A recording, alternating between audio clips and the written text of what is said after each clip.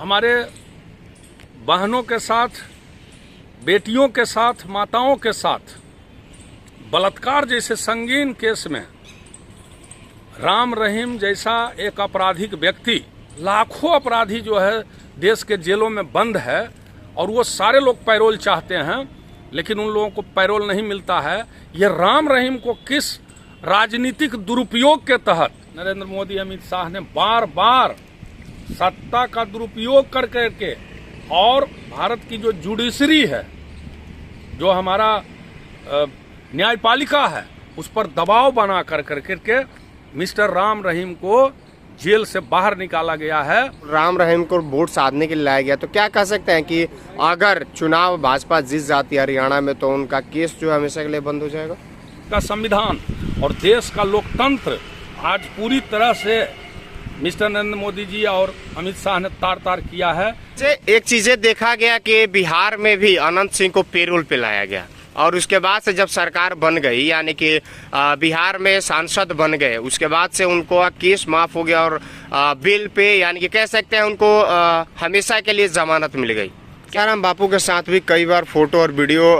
नरेंद्र मोदी का देखा गया है, इस पे क्या कहिएगा? समस्या है, उस पर वो अपना वोट डालें, न कि इस तरह का जो धार्मिक गुरु है, सांप्रदायिक गुरु है,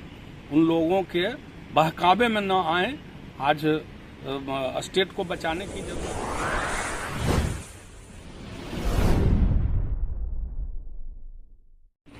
जब भी देश में चुनाव होता है तो बड़े लोग जब जेल के अंदर होते हैं तो उनको पेरोल पे लाने का वर्तमान सरकार काम कर रही है। इन चीज़ों पे बात करने के लिए हमारे साथ कांग्रेस के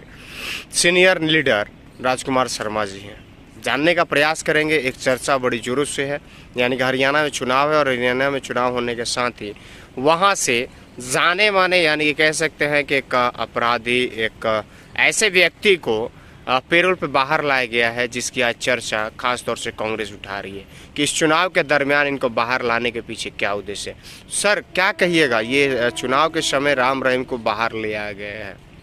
देखिए, इस वीडियो के माध्यम से आज मैं एक ऐसे चरित्र का खुलासा करने जा रहा हूं कि भारत को धर्म प्रधान देश जाना जाता है, यहाँ धार्मिक प्रधानता है, लेकिन इस धर्म के आड़ में भारत में आम लोगों को हमेशा गुमराह किया जाता रहा है। अभी हरियाणा का चुनाव चल रहा है और इस चुनाव को देखते हुए नरेंद्र मोदी और अमित शाह जी ने पूरा सत्ता का, पावर का दुरुपयोग कर करके जिस तरह से एक संगीन अपराधी, कहा जाए तो एक वरिष्ठ पत्रकार की हत्या के जुर्म में और अनेकों हमारे बहनों के साथ, बेटियों के साथ, माताओं के साथ बलात्कार जैसे संगीन केस में राम रहीम जैसा एक आपराधिक व्यक्ति जो बरसों से जेल में बंद है, आखिर मैं इस वीडियो के माध्यम से देश के प्रधानमंत्री नरेंद्र मोदी और अमित शाह जी गृह मंत्री से मैं पूछना चाहता हूं कि ऐसे लाखों अपराधी जो है देश के जेलों में बंद है और वो सारे लोग पैरोल चाहते हैं, लेकिन उन लोगों को पैरोल नहीं मिलता है। ये राम रहीम को किस राजनीतिक दुरुपयोग के तहत इनको जो है पावर का दुरुपयोग कर करके इनको पैरोल पर छोड़ा गया। जब जब चुनाव आता है तो इस तरह का कार्य जो है नरेंद्र मोदी और अमित शाह के द्वारा किया जाता रहा है, ताकि एक धार्मिक गुरु कहे जाने वाले अपने आप को जो है राम रहीम के माध्यम से कि हरियाणा में जो चुनाव हो रहा है उस पर जो है प्रभाव पड़े, उनके मानने वाले लोग प्रभावित हों और अनेकों साजिश के तहत जो है ये वहाँ के चुनाव को जीतने का प्रयास किया जा रहा। लेकिन मैं इस माध्यम से, इस वीडियो के माध्यम से हरियाणा के खास करके जनता से और पूरे देश की जनता को मैं ये स्पष्ट करना चाहता हूं कि जिस तरह से नरेंद्र मोदी, अमित शाह ने बार बार सत्ता का दुरुपयोग कर करके और भारत की जो जुडिशरी है, जो हमारा न्यायपालिका है, उस पर दबाव बना कर करके मिस्टर राम रहीम को जेल से बाहर निकाला गया है। ये एक राजनीतिक साजिश है। अच्छा, क्या कहा जा सकता है अगर राम रहीम बाहर आए हुए हैं, वोट साधने के लिए लाया गया है, तो राम रहीम को वोट साधने के लिए लाया गया, तो क्या कह सकते हैं कि अगर चुनाव भाजपा जीत जाती है हरियाणा में तो उनका केस जो है हमेशा के लिए बंद हो जाएगा? देखिए, जैसा कि मैंने आपको कहा कि राम रहीम को छोड़ने के पीछे भाजपा का एक मकसद है कि चुनाव को प्रभावित करना। लेकिन अब जनता बहुत सजग हो चुकी है, जनता इस बात को जानती है, राम रहीम से कोई प्रभाव पड़ने वाला नहीं है। लेकिन इसमें एक सबसे बड़ी बात जो है वो ये है कि नरेंद्र मोदी, भारत के प्रधानमंत्री, और अमित शाह जिस तरह से इन धार्मिक गुरुओं का, बाबाओं का इस्तेमाल राजनीति में, और सबसे बड़ी बात मैंने जो कहा कि देश का संविधान और देश का लोकतंत्र आज पूरी तरह से मिस्टर नरेंद्र मोदी जी और अमित शाह ने तार तार किया है कि भारत की जुडिशरी, न्यायपालिका को दबाव में लेकर करके इतना बड़ा संगीन अपराधी जो अनेकों मुकदमा में, अनेकों संगीन अपराध में जेल का जो है कि साक्ष्य में भुगत रहा है। इसे देखा गया कि बिहार में भी अनंत सिंह को पेरोल पे लाया गया और उसके बाद से जब सरकार बन गई, यानी कि बिहार में सांसद बन गए, उसके बाद से उनको केस माफ हो गया और बेल पे, यानी कि कह सकते हैं उनको हमेशा के लिए जमानत मिल गई। क्या केस ही बंद हो गया? ऐसा है कि केस का मानक अलग अलग है, अपराध का मानक अलग अलग है। लाखों अपराधी, लाखों कैदी लोग जो है जेल में बंद हैं देश के, लेकिन सब पर एक नियम, राम रहीम एक ऐसे सांप्रदायिक चेहरा हैं जिनके माध्यम से बहुत सारे लोग धार्मिक रूप से प्रभावित होते हैं। तो यहाँ पर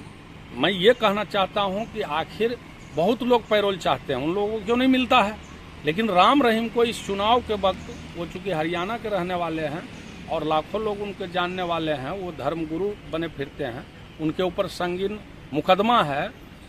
ऐसे आपराधिक मुकदमा है, जेल के वो कैदी हैं, फिर उनको क्यों चुनाव के वक्त उनको पैरोल पर लाया गया, छोड़ा गया? इसके पीछे एक राजनीतिक साजिश है। और मैं हरियाणा की जनता से यही आग्रह करता हूं, अपील करता हूं कि इससे प्रभावित न हो ये राजनीतिक साजिश जो किया जा रहा है। और सबसे बड़ी बात यह है कि इसके माध्यम से जिस तरह से न्यायपालिका को तार तार किया जा रहा है, जिस तरह से प्रधानमंत्री अमित शाह जी अपने पद का दुरुपयोग कर करके जिस तरह से संविधान पर हमला किया जा रहा है, लोकतंत्र पर हमला किया जा रहा है, जिस तरह से आए दिन जो है चुनाव को प्रभावित करने का काम पैसा से, ताकत से, सत्ता से जुडिशरी के द्वारा किया जाता रहा है, चुनाव आयोग के द्वारा किया जाता रहा है, इससे बड़ा अब कोई शर्मनाक हो ही नहीं सकता है कि देश का प्रधानमंत्री, देश का जो है गृह मंत्री के द्वारा इस तरह की प्रयास किया जा रहा है। ये लोकतंत्र को सीधा प्रभावित करने का, संविधान को सीधा प्रभावित करने का यहाँ पर आरोप लग रहा है। आसाराम बापू के साथ भी कई बार फोटो और वीडियो नरेंद्र मोदी का देखा गया है, इस पे क्या कहिएगा? निश्चित रूप से ये जितने भी धार्मिक गुरु हैं देश के अंदर में, मतलब सारे नहीं बुरे हैं, मैं सारे लोगों पर नहीं टिप्पणी कर सकता हूं, लेकिन कुछ ऐसे सांप्रदायिक गुरु, धार्मिक गुरु बने हुए हैं देश में, जिसका कि भाजपा, नरेंद्र मोदी, अमित शाह हमेशा से उसको अपना राजनीतिक फायदा उठाने के लिए राजनीतिक साजिश के तहत, जिसमें आसाराम जी भी हैं, आसाराम जी भी मोदी जी से चुनाव का,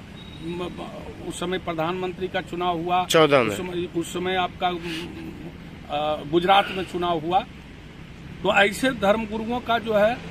राजनीतिक फायदा उठाने का काम हमेशा से